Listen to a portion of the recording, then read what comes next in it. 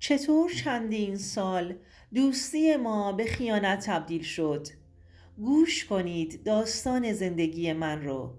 دو برادری که وارد زندگیمون شدن و همه چیز رو تغییر دادن. به کانال سایه های خیانت خوش اومدید. جایی که واقعی ترین و شوکه کننده ترین داستان های خیانت رو از زبان کسانی که اون رو تجربه کردن میشنوید. اینجا قراره با هم وارد دنیایی بشیم که پر از رازها و تصمیمات سخته و گاهی پایانهای غیر منتظر است.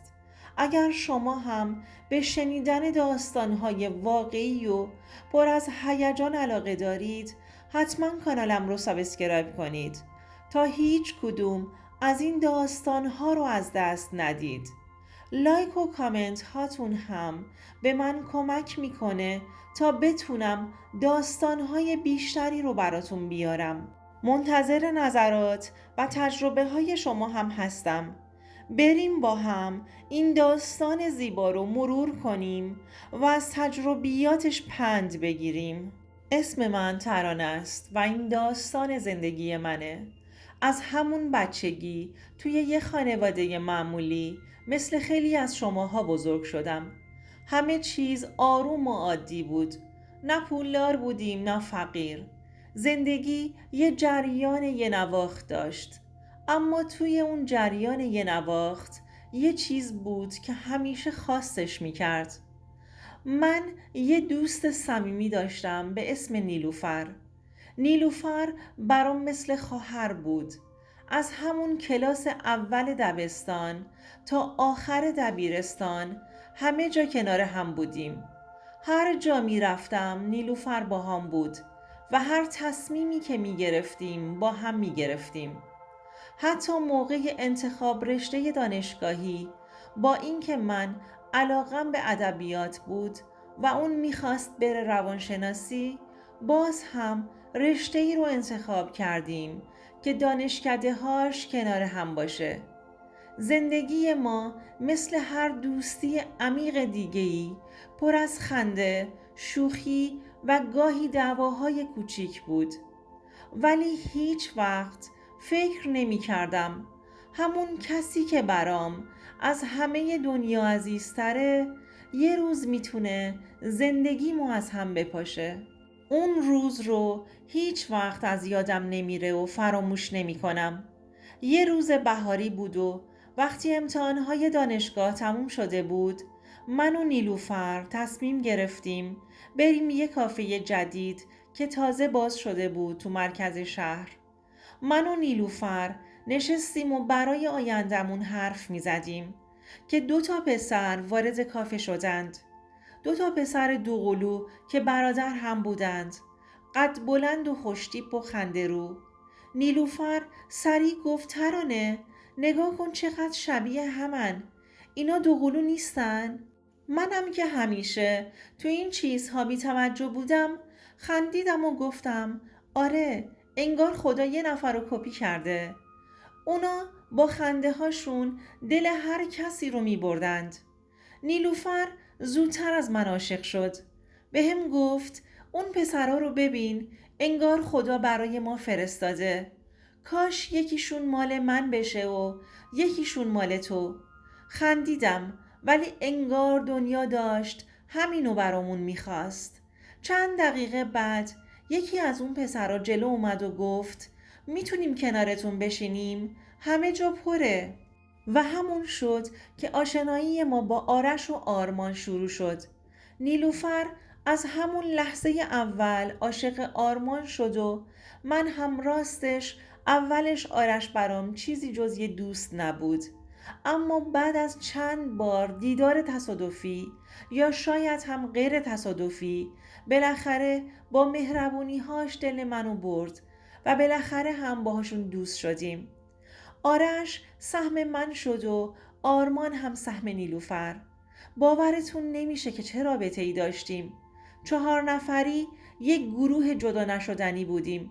می رفتیم سینما، کافه، سفر، حتی مهمونی ها، تولدها، همه چیزمون با هم بود. هر کی ما رو میدید فکر میکرد داستان عاشقانه ای داریم که باید بره تو کتابا نوشته بشه. آرش و آرمان هم انگار آینه هم بودند. یه جورایی آدم گاهی فراموش میکرد کدوم کدومه. نیلوفر همیشه شوخی میکرد که خوب خدا اینا رو برامون جفت جفت آفریده. چند سال گذشت و بالاخره ازدواج کردیم.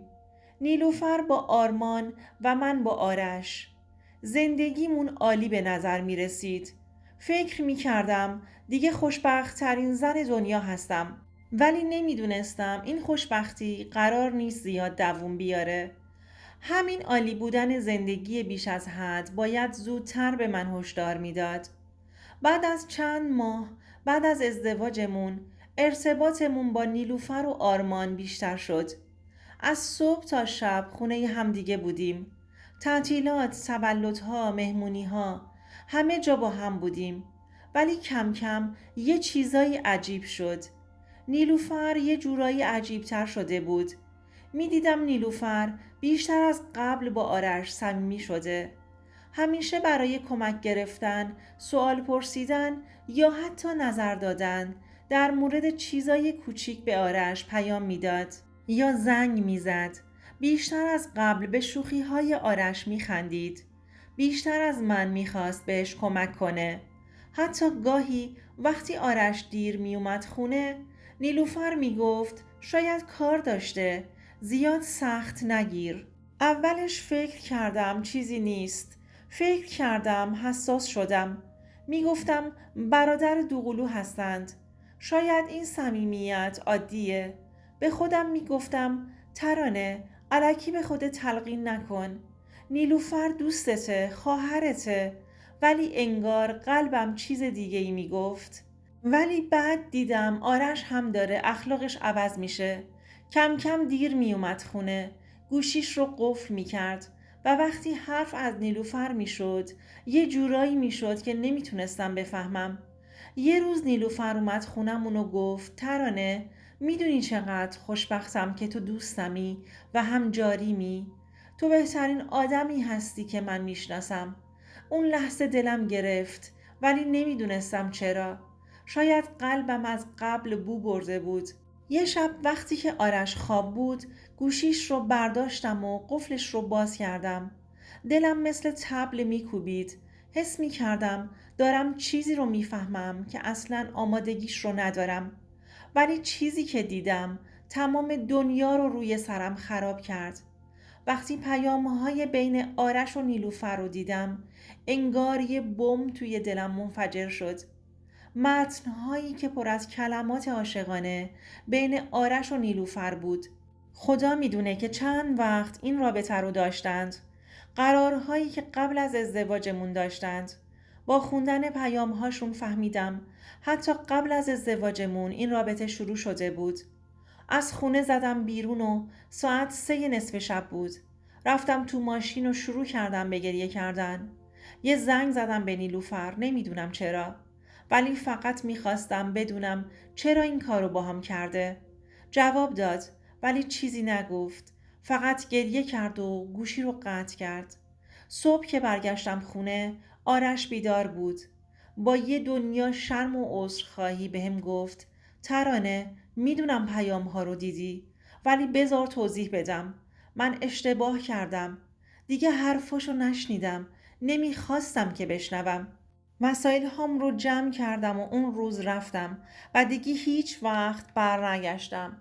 نیلوفر هم از آرمان جدا شد ولی برای من اون خیانت نه فقط از طرف شوهرم بلکه از طرف کسی بود که خواهرم بود. کسی که بهش بیشتر از هر کس دیگه اعتماد داشتم.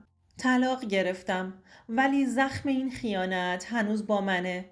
دیگه هیچ وقت ندیدمشون. هنوزم باور نمی کنم چطور کسی که خواهرم بود انقدر راحت به من خیانت کرد. شاید هیچ وقت نتونم دوباره به کسی اعتماد کنم ولی یه چیزو میدونم. آدما همیشه همون چیزی نیستن که به نظر میان. خیانت همیشه زخم بزرگیه ولی وقتی از طرف کسی که بهش اعتماد داشتی مثل اینه که دنیا رو ازت بگیرن. من یاد گرفتم که آدم‌ها همیشه اون چیزی که به نظر میان نیستند. گاهی نزدیکترین آدم‌ها میتونن همونایی باشن که بیشترین آسیب رو بهت میزنن. هیچ وقت به کسی بیشتر از خودتون اعتماد نکنید. هر چقدر هم که کسی بهتون نزدیک باشه، همیشه حواستون به رفتاراشون باشه.